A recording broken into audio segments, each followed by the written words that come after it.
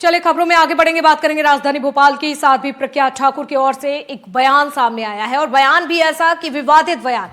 Love जिहाद को लेकर उन्होंने एक बयान दिया। आपको जानकारी दे दें, बेटियों के दूसरे धर्म में विवाह करने पर उन्होंने ये बयान दिया। प्रज्ञा ठाकुर लगातार सुर्खियों में बनी रहती हैं अपने बयानों को लेकर, लेकिन इस बार बयान दिया है लव जिहाद को लेकर। प्रज्ञा ठाकुर ने बेटियों को पीटने की, आपको जानकारी दे दें, पीटने की भी सलाह दी। परिवार को कड़ा रुख अपनाना चाहिए, ये बोल है प्रज्ञा ठाकुर के। और इसीलिए जब उन्होंने ये बयान दिया, ये बात कही, जिसके बाद अब उनके बयान का न केवल मध्य प्रदेश में बल्कि देश भर में चर्चा की जा रही है कि आखिरकार ये कैसा बेतुका बयान प्रज्ञा ठाकुर ने दिया। अगर हमारी लड़की किसी विधर्मी के यहाँ जाने का प्रयास करती तो उसकी टांगे तोड़ने में भी कसर मत छोड़ना, क्योंकि जो संस्कारों से नहीं मानती है, जो बातों से नहीं मानती है, उसको ताड़ना देनी पड़ती है। अपनी संतान है, उसके भले के लिए यदि आपको उसको मारना पड़े, पीटना पड़े, तो आप उसमें भी पीछे मत हटिए, क्योंकि माता पिता जब प्रताड़ना देते हैं तो बच्चों के अच्छे भविष्य के लिए देते हैं, उनको टुकड़ों में कटने मरने के लिए नहीं देते।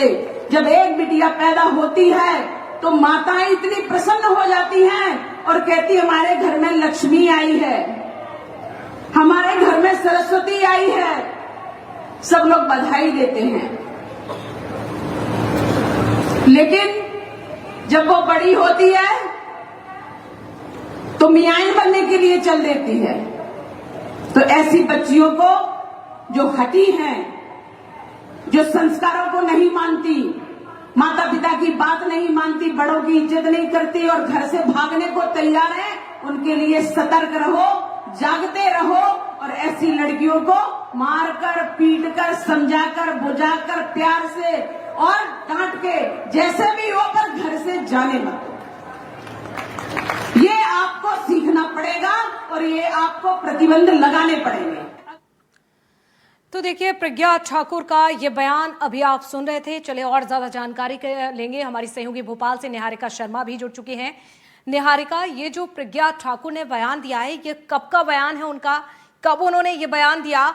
और बेटियों के संस्कार के बारे में तो बात कर रही हैं, सीख दे रही हैं, अच्छी बात है, लेकिन जिस तरह से उन्होंने जिस भाषा का प्रयोग किया है, जिन शब्दों का प्रयोग किया है, मारपीट की बात की है, किस तरह का बयान?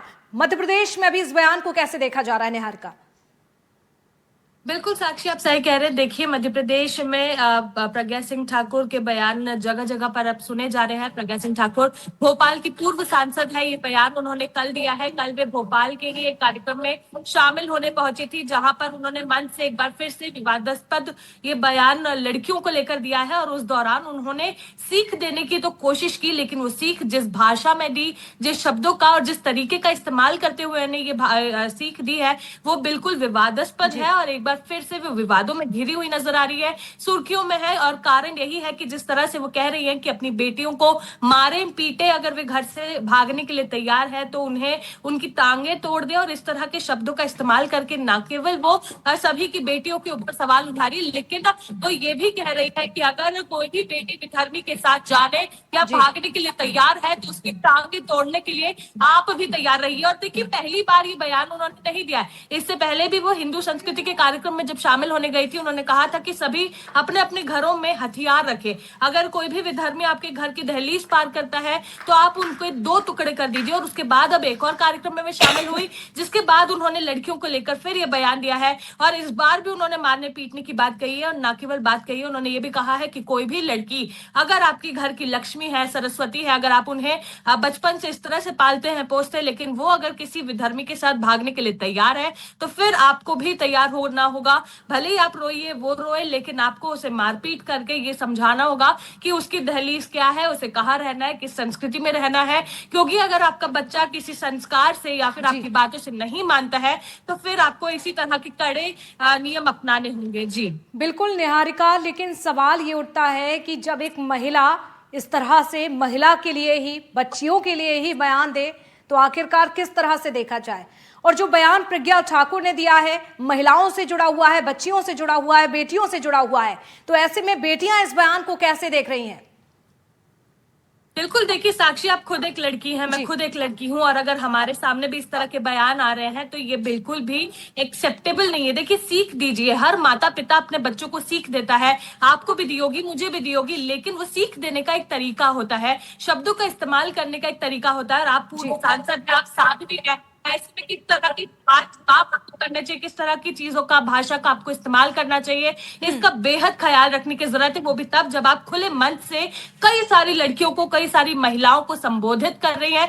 ऐसे में कई ऐसे लोग होते हैं जो इतने एजुकेटेड नहीं है, या फिर वो इलिटरेट है, जिन लोगों को ये नहीं समझ आता कि किस तरह से अपने घरों में इस चीज को अपनाना है या फिर इसे फॉलो करना है। अगर वे इस तरह की चीजों को और बयानों को डायरेक्टली फॉलो करने लग जाएंगे अंधे विश्वास के साथ, तो आप और खुद मैं सोचेंगे कि किस तरह की चीजें देश में हो रही है, प्रदेश में हो रही है, और खासकर राजधानी भोपाल में हो रही है। जी बिल्कुल निहारिका, और जिस तरह से बेटियां इस समय अपने नाम के झंडे गाड़ रही हैं, अलग अलग सेक्टर में हम देख रहे हैं लगातार काम कर रही हैं, आगे बढ़ रही है, तो ऐसे में अगर कोई सीख देता है तो जरूरी नहीं कि बेटियों को लेकर दी जाए, बेटों को भी सिखाने की जरूरत है।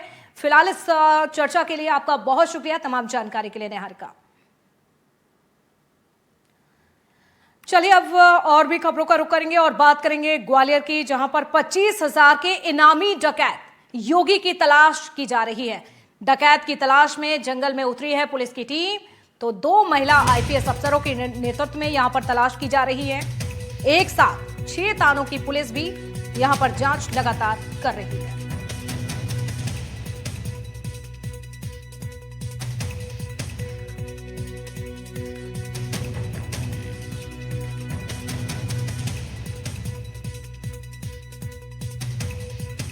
तो देखिए, पुलिस ने 24 घंटे के अंदर ही महिला की तलाश की थी। अंजू की साल 2024 में योगी से तय हुई थी शादी, ये भी अब जानकारी निकलकर सामने आ रही है। अपराध की लिस्ट में कारण आपको जानकारी दे दें, लिस्ट के जो कारण है वो परिजनों ने अपराधों के कारण ही ये शादी तोड़ दी थी। मुझे कल मेरे घर पे उठाया था 2 लोगों ने और जंगल में चलाया है, जंगल में ही छोड़ा है। आज मुझे पुलिस लेकर आई है। उन दोनों का नाम